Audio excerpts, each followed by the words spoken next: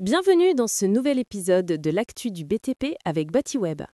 Aujourd'hui, on revient sur 3 infos majeures, un nouveau ministre du logement pour le gouvernement Le Cornu II, le lancement du plus grand chantier culturel du monde au musée du Louvre et les nouvelles pistes pour massifier la rénovation énergétique en France. Allez, c'est parti. Le bâtiment a enfin un ministère du logement de plein exercice.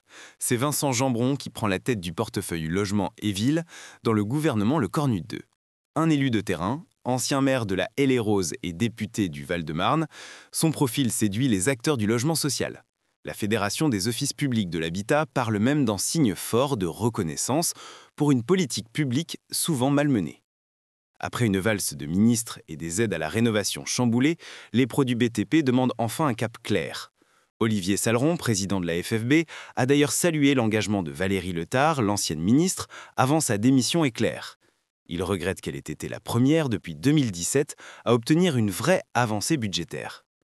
Même ton du côté de l'Union sociale pour l'habitat, sa présidente Emmanuelle Cos appelle à supprimer la RLS et à relancer les aides à la pierre. Bref, un message clair, sans décision forte, la crise du logement ne se résorbera pas. Et la CAPEB tire la sonnette d'alarme. Son président, Jean-Christophe Repon, appelle à agir vite pour débloquer les chantiers et simplifier les démarches RGE. Le mot d'ordre est simple, stabilité et visibilité.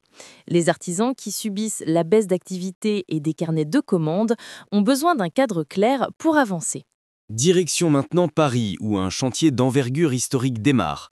Le musée du Louvre, le plus visité au monde, lance sa grande rénovation baptisée Louvre Nouvelle Renaissance.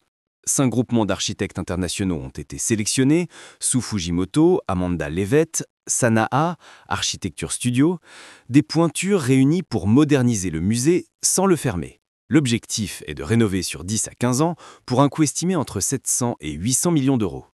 Les travaux porteront sur la mise aux normes, les réseaux techniques, la sécurité, les fuites d'eau, mais aussi une nouvelle signalétique et une grande entrée aidée à la Joconde. La ministre de la Culture Rachida Dati parle du plus grand concours muséal du monde. 12 millions de visiteurs sont attendus chaque année dans ce Louvre repensé. Et pendant qu'on parle de rénovation, il y a aussi celle du parc immobilier français. Lors du salon Renodays, Bouygues et Vinci ont débattu sur la manière d'accélérer la rénovation énergétique. Le constat est simple, construire du neuf, c'est facile, rénover, c'est une autre histoire. Chaque bâtiment est unique avec ses contraintes et ses imprévus, d'où l'intérêt du BIM, du scan 3D et de l'intelligence artificielle pour fiabiliser les diagnostics. L'innovation numérique change tout. Drones, vision par ordinateur, jumeaux numériques. Ces technologies aident à mieux comprendre le bâti existant et à créer les bases d'un futur marché du réemploi. Mais attention, industrialiser ne veut pas dire déshumaniser. Comme le dit Kevin Cardona de Vinci, l'industrialisation ne doit se voir. L'idée, c'est de rendre les processus plus efficaces sans sacrifier le savoir-faire des artisans. Et derrière tout ça, il y a l'humain. Bouygues teste ses innovations grandeur nature dans Scale One. Vinci soutient des startups avec Léonard et forme de nouveaux talents via La Solive et Arsenio. L'objectif, embarquer tout l'écosystème des grandes entreprises jusqu'aux TPE. La rénovation devient un secteur industriel à part entière, mais toujours porté par des valeurs humaines et environnementales. Nouveau gouvernement, grand chantier culturel, innovation technique, le BTP bouge à tous les niveaux et on suivra tout ça de près dans les prochains épisodes.